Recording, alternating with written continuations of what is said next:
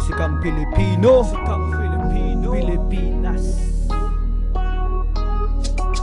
Inspirasyon ng isang tunog galing sa isip, sa pagsulat ng tulawang mabibigla.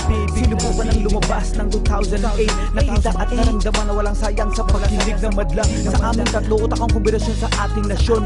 Pilipino ako, kaya hindi na kailangan pa ng Ingles.